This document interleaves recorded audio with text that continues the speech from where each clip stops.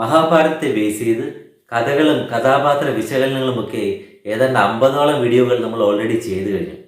ഇനി നമ്മൾ അതിൻ്റെ കോർ പാർട്ടിലേക്ക് കടക്കുകയാണ്. അതായത് കുരുക്ഷേത്ര യുദ്ധത്തിലേക്ക് കടക്കുകയാണ്. വ്യാസമഹാഭാരതത്തിൽ പറയുന്നതനുസരിച്ച് കുരുക്ഷേത്ര യുദ്ധത്തിൻ്റെ 18 ദിവസങ്ങളിൽ എന്തൊക്കെ സംഭവിച്ചുവെന്ന് വളരെ കൃത്യമായും ലീനിയറായും പറയാൻ ശ്രമിക്കുകയാണ്. എല്ലാ വീഡിയോകളും എല്ലാവരും കാണാൻ ശ്രമിക്കുക. കുരുക്ഷേത്ര യുദ്ധത്തിൻ്റെ കഥയിലേക്ക്. കുരുക്ഷേത്ര യുദ്ധത്തിന് തൊട്ടു മുൻപായി പാണ്ഡവപ്പാടം നിലയുറപ്പിച്ചത് ഹിരണ്യാവതി നദിയുടെ തീരത്തുള്ള സാമന്ത പഞ്ചക തീർത്ഥത്തിനടുത്താണ്. സരസ്വതി നദിയുടെ കൈവഴിയാണ് ഈ പറഞ്ഞ ഹിരണ്യാവതി നദി എന്ന് പറയുന്നത്. അപ്പോൾ കൗരവപക്ഷം നിലയുറപ്പിച്ചത് അങ്ങ് കിഴക്ക് ഭാഗത്താണ്. പാണ്ഡവപക്ഷം നിലയുറപ്പിച്ച ക്യാമ്പ് എന്ന് പറയുന്നത് കുരുക്ഷേത്ര യുദ്ധഭൂമിയുടെ പടിഞ്ഞാറ് ഭാഗത്താണ്, കൗരവർ കിഴക്ക് ഭാഗത്ത്. അപ്പോൾ ഈ കാലാൽ പടയാളികളും കുതിരപ്പടയാളികളും ആനപ്പടയാളികളും പിന്നെ ആയുധങ്ങളും സർവ്വസന്നാഹങ്ങളും, അതായത് ആഹാര സാധനങ്ങളും വൈദ്യസഹായത്തിലുള്ള മരുന്നുകളും കാര്യങ്ങളും പിന്നെ പരിചാരകരും, അപ്പോൾ ഇതെല്ലാം കൂടി ചേർന്ന് ഈ കൗരവ പാണ്ഡവ പക്ഷങ്ങളുടെ സർവ്വസന്നാഹങ്ങളും ഏതാണ്ട് 40 കിലോമീറ്ററോളം വ്യാപിച്ചു കിടന്നു എന്നുള്ളതാണ്. പാണ്ഡവപക്ഷത്ത് നിലയുറപ്പിച്ച യോദ്ധാക്കളാരൊക്കെയാണ്? യുധിഷ്ഠിരൻ, ഭീമൻ, അർജുനൻ, നകുലൻ, സഹദേവൻ, അതുപോലെ കടോൽക്കജൻ, അഭിമന്യു, പിന്നെ ദൃഷ്ടദ്യുമ്നൻ, ശിഖണ്ഡി, അതുപോലെ വിരാട മഹാരാജാവ്, ദ്രുപദ മഹാരാജാവ്, പോരാത്തതിന് ഉപപാണ്ഡവർ. കൗരവപക്ഷത്തെ യോദ്ധാക്കളെ നോക്കിയാലോ? ഭീഷ്മർ, ദ്രോണർ, ശല്യർ, കൃപർ, അതുപോലെ കൃതവർമാവ്, ശകുനി, പിന്നെ ദുര്യോധനൻ, ദുശാസനൻ, ദുശ്ശളൻ, ദുസ്സഹൻ, വികർണൻ, പിന്നെ സകല ശക്തികളുമുള്ള, അതായത് മായിക ശക്തികളും രാക്ഷസ ശക്തികളുമുള്ള അലംബുഷൻ എന്ന അസുരൻ. അങ്ങനെ നിരവധി യോദ്ധാക്കൾ കൗരവപക്ഷത്തെ അണിനിരുന്നു. സ്വാഭാവികമായും പാണ്ഡവപക്ഷത്തിന് ആശങ്ക വരും. കാരണം അംഗബലത്തിലും ആയുധബലത്തിലും അനുഭവ സമ്പത്തിലുമൊക്കെ കൗരവപക്ഷം തന്നെയാണ് മുൻപിൽ. മാത്രമല്ല കൗരവപക്ഷത്തിന് 11 അക്ഷൗഹിണിപ്പടയുള്ളപ്പോൾ പാണ്ഡവപക്ഷത്തിന് വെറും 7 അക്ഷൗഹിണിപ്പട മാത്രമേ ഉള്ളൂ. എന്താണ് ഒരു അക്ഷൗഹിണിപ്പട എന്ന് പറഞ്ഞാൽ? 21,870 രഥങ്ങൾ, 21,870 ആനകൾ, അതുപോലെ 67,610 കുതിരകൾ, പിന്നെ 1,09,350 കാൽപ്പടയാളികൾ, അതായത് കാലാൽപ്പട എന്നത്. അപ്പോൾ ഇതെല്ലാം കൂടി ചേർന്നാണ് ഒരു അക്ഷൗഹിണി എന്ന് പറയുന്നത്. ഇതുപോലെ 11 എണ്ണം കൗരവർക്കും 7 എണ്ണം പാണ്ഡവർക്കുമായിരുന്നു. ഇനി യുദ്ധ നിയമങ്ങൾ എന്തൊക്കെയായിരുന്നു നോക്കാം. സൂര്യോദയത്തിന് ശേഷം മാത്രമേ യുദ്ധം ആരംഭിക്കാൻ പാടുള്ളൂ. സൂര്യാസ്തമയത്തിന് ശേഷം യുദ്ധം നിർത്തുകയും വേണം. ഓരോ ദിവസത്തെയും യുദ്ധത്തിന് ശേഷം സൗഹൃദത്തോടെ ഇരുപക്ഷവും പിരിയണം. അതുപോലെ ഒരാൾ മാത്രമേ യുദ്ധം ചെയ്യാൻ പാടുള്ളൂ.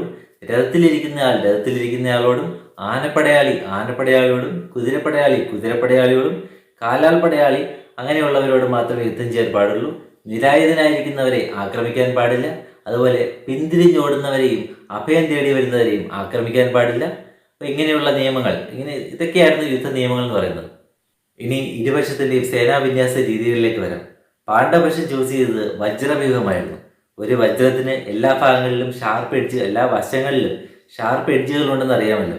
അതുപോലെ ഏറ്റവും മികച്ച യോദ്ധാക്കളെ ഇത്തരം പോയിന്റുകളിൽ പ്ലേസ് ചെയ്യുകയും മറ്റുള്ള ഭാഗങ്ങളിൽ മറ്റ് യോദ്ധാക്കളെ പ്ലേസ് ചെയ്യുകയും ചെയ്യുക എന്നുള്ളതായിരുന്നു ഈ വജ്രവ്യൂഹത്തിൻ്റെ പ്രത്യേകത എന്ന് പറയുന്നത്. അതുകൊണ്ടുള്ള ഗുണം എന്ന് പറയുന്നത് പാണ്ഡവപക്ഷത്തിന് വളരെ കുറച്ച് യോദ്ധാക്കൾ മാത്രമേ ഉള്ളൂ കൗരവപക്ഷത്തെ കമ്പയർ ചെയ്യുമ്പോൾ. അപ്പോൾ ആ ലിമിറ്റഡ് റിസോഴ്സിനെ പ്രോപ്പറായിട്ട് യൂട്ടിലൈസ് ചെയ്യാൻ പറ്റുമായിരുന്നു. ഇതിൻ്റെ പിന്നിലുള്ള ബ്രെയിൻ എന്ന് പറയുന്നത് ആ അർജുനനും യുധിഷ്ഠിരനുമായിരുന്നു. അതേസമയം കൗരവരുടെ സേനാവിന്യാസമാകട്ടെ ഭീഷ്മരുടെ രൂപകൽപ്പനയിൽ എല്ലാ വശങ്ങളിലേക്കും മുഖങ്ങളുള്ള സർവ്വതോന്മുഖ ദണ്ഡവ്യൂഹമായിരുന്നു. ശ്രീകൃഷ്ണൻ എവിടെയുണ്ടോ അവിടെ വിജയവും ഉണ്ടായിരിക്കും. കാരണം ശ്രീകൃഷ്ണന് വിജയം ജന്മസിദ്ധമാണ്. ഭീഷ്മർ മുൻപ് പറഞ്ഞിട്ടുള്ള ഈ വാക്കുകളായിരുന്നു യുധിഷ്ഠിരൻ്റെ മനസ്സിന് ഏറ്റവും കൂടുതൽ ബലമായത്. ഈ വാക്കുകൾ മനസ്സിലിട്ടുകൊണ്ട് ദുർഗാദേവിയെ പ്രാർത്ഥിച്ചുകൊണ്ട് യുധിഷ്ഠിരൻ തൻ്റെ സൈന്യത്തെ കുരുക്ഷേത്ര യുദ്ധഭൂമിയിലേക്ക് നയിച്ചു. മറുവശത്ത് മഹാരഥനായ പിതാമഹൻ ഭീഷ്മരുടെ നേതൃത്വത്തിൽ കൗരവപ്പട യുദ്ധഭൂമിയിലേക്ക് മാർച്ച് ചെയ്തു. ഇരുവശങ്ങളിൽ നിന്നും 2 മഹാസമുദ്രങ്ങൾ വീശിയടിക്കുന്നത് പോലെയായിരുന്നു ഈ കാഴ്ച കാണുന്നവർക്ക് നമുക്ക് തോന്നുന്നത്. കൗരവപക്ഷത്തേക്ക് നോക്കിക്കൊണ്ട് അർജുനൻ ശ്രീകൃഷ്ണനോട് പറഞ്ഞു, അല്ലയോ വാസുദേവ, അതാ നോക്കൂ, എതിർപക്ഷത്ത് ആരെയൊക്കെയാണ് കാണുന്നത്? എൻ്റെ ബന്ധുജനങ്ങളും ഗുരുജനങ്ങളും അതുപോലെ പിതാമഹനുമൊക്കെയല്ലേ. ഇവരോട് എനിക്ക് എൻ്റെ ഗാണ്ഡീവം ഉയർത്തി എങ്ങനെ യുദ്ധം ചെയ്യാൻ കഴിയും? അങ്ങനെ യുദ്ധം ചെയ്ത് അവരെ എതിർത്ത് അവരെ പരാജയപ്പെടുത്തിയും വധിച്ച് നേടുന്ന വിജയം എനിക്ക് എങ്ങനെ ആസ്വദിക്കാൻ കഴിയും? നമുക്കൊന്നും വേണ്ട, പഴയ പോലെ കാട്ടിലെവിടെയെങ്കിലും പോയി സമാധാനപരമായി ജീവിക്കാം. ഇതും പറഞ്ഞ് അർജുനൻ തേർത്തട്ടിലേക്ക് തൻ്റെ ഗാണ്ഡീവവും താഴെ വെച്ച് ഇരുന്ന് കണ്ണീർ വാർത്തു. ശ്രീകൃഷ്ണൻ അർജുനനോട് പറഞ്ഞു, അർജുന, എതിർവശത്ത് ബന്ധുജനങ്ങളെയും ഗുരുജനങ്ങളെയും കാണുമ്പോൾ മനസ്സ് തളരുന്നത് നിന്റെ ബലഹീനതയല്ല, അത് നിന്റെ നന്മയാണ് കാണിക്കുന്നത്. പക്ഷേ ഒന്നോർക്കുക, നീ ഒരു യോദ്ധാവാണ്. യോദ്ധാവിന് യുദ്ധമാണ് ധർമ്മം. നീ ധർമ്മപക്ഷത്തിൻ്റെ വിജയത്തിന് വേണ്ടിയാണ് പോരാടുന്നത്, അല്ലാതെ നിന്റെ സ്വന്തം കാര്യത്തിന് വേണ്ടിയല്ല എന്ന് പറഞ്ഞിട്ട് ശ്രീകൃഷ്ണൻ ഗീത ഉപദേശിക്കുകയാണ്. അങ്ങനെ ഗീത ഉപദേശത്തിലൂടെ അർജുനൻ യുദ്ധസന്നദ്ധനായി മാറുകയാണ് വീണ്ടും. അപ്പോൾ ഏവരെയും അമ്പരപ്പിച്ചുകൊണ്ട് മറ്റൊരു കാര്യം നടന്നു. യുധിഷ്ഠിരൻ തൻ്റെ രഥത്തിൽ നിന്നിറങ്ങി തൻ്റെ പാദകം, തൻ്റെ ചെരുപ്പ് അവിടെ ഉപേക്ഷിച്ചിട്ട് നഗ്നപാതനായി കൗരവപക്ഷത്തേക്ക് നടന്നു. പാണ്ഡവ സഹോദരന്മാർ അന്തം വിട്ടു. കാരണം തങ്ങളുടെ ശക്തിയിൽ വിശ്വാസമില്ലാത്തതുകൊണ്ട് യുധിഷ്ഠിരൻ യുദ്ധത്തിന് മുൻപേ കീഴടങ്ങാൻ പോവുകയാണോ എന്ന് പോലും അവർ സംശയിച്ചു. യുധിഷ്ഠിരൻ ഭീഷ്മരോട് ചെന്ന് പറഞ്ഞു, അല്ലയോ പിതാമഹ, അങ്ങാണ് ഞങ്ങളുടെ വഴികാട്ടി. അങ്ങയോട് യുദ്ധം ചെയ്യുക എന്ന് പറയുന്നത് തീർത്തും ഹൃദയഭേദകമാണ്. അങ്ങനെ അങ്ങയോട് യുദ്ധം ചെയ്യാനുള്ള അനുവാദം ഞങ്ങൾക്ക് തരണം. അതുപോലെ ഈ യുദ്ധം ഞങ്ങൾക്ക് ജയിക്കാൻ ഞങ്ങളെ അനുഗ്രഹിക്കുകയും വേണമെന്ന് പറഞ്ഞു. ഭീഷ്മർ തൻ്റെ വാക്കുകൾ ആവർത്തിച്ചു. ധർമ്മപക്ഷം എന്നും വിജയിക്കുമെന്നും അതിനാൽ യുധിഷ്ഠിരൻ ഒട്ടും ആശങ്കപ്പെടേണ്ട കാര്യമില്ലെന്നും ഭീഷ്മർ എടുത്തു പറഞ്ഞു. ഇതുപോലെ ദ്രോണരെയും ശല്യരെയും കാണുകയും അവരോട് യുദ്ധം ചെയ്യാനുള്ള അനുവാദം വാങ്ങുകയും വിജയിക്കാനുള്ള അനുഗ്രഹം തേടുകയും ചെയ്തു യുധിഷ്ഠിരൻ. അങ്ങനെ യുദ്ധം തുടങ്ങാൻ തീരുമാനമായി. ഈ കൂടി നിൽക്കുന്ന യോദ്ധാക്കളിൽ ആർക്കെങ്കിലും പക്ഷം മാറാൻ താല്പര്യമുണ്ടെങ്കിൽ അതാവാമെന്ന് ഭീഷ്മർ ഉറക്കെ പറഞ്ഞു.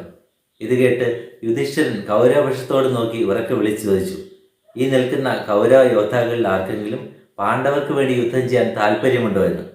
യുധിഷ്ഠിരൻ്റെ വാക്കുകൾ കേട്ട് കൗരവ സഹോദരന്മാരിൽ ഒരാളായ യുത്സു മുന്നോട്ട് വരികയും തനിക്ക് ധർമ്മപക്ഷമായ പാണ്ഡവരോട് ചേർന്ന് യുദ്ധം ചെയ്യാൻ താല്പര്യമുണ്ടെന്ന് അറിയിക്കുകയും ചെയ്തു. അങ്ങനെ യുത്സുവിൻ്റെ വാക്കുകൾ സന്തോഷത്തോടെ സ്വീകരിച്ച യുധിഷ്ഠിരൻ യുത്സുവിനെ പാണ്ഡവപക്ഷത്തേക്ക് സ്വീകരിച്ചു. അങ്ങനെ സേനാ വിന്യാസങ്ങളും യുദ്ധതന്ത്രങ്ങളും അതുപോലെ സൈനിക ബലവുമൊക്കെ നമ്മൾ അനലൈസ് ചെയ്തു. ഇനി കുരുക്ഷേത്ര യുദ്ധമാണ്. അത് നമ്മൾ അടുത്ത വീഡിയോയിൽ തുടങ്ങുന്നതായിരിക്കും. സബ്സ്ക്രൈബ് ചെയ്യാത്തവരുണ്ടെങ്കിൽ സബ്സ്ക്രൈബ് ചെയ്യുക. വീഡിയോ ഇഷ്ടമായെങ്കിൽ ലൈക്ക് ചെയ്യുക, അഭിപ്രായങ്ങൾ കമൻറ്റ് ചെയ്യുക. ഇനി കുരുക്ഷേത്ര യുദ്ധത്തിൽ കാണാം. താങ്ക്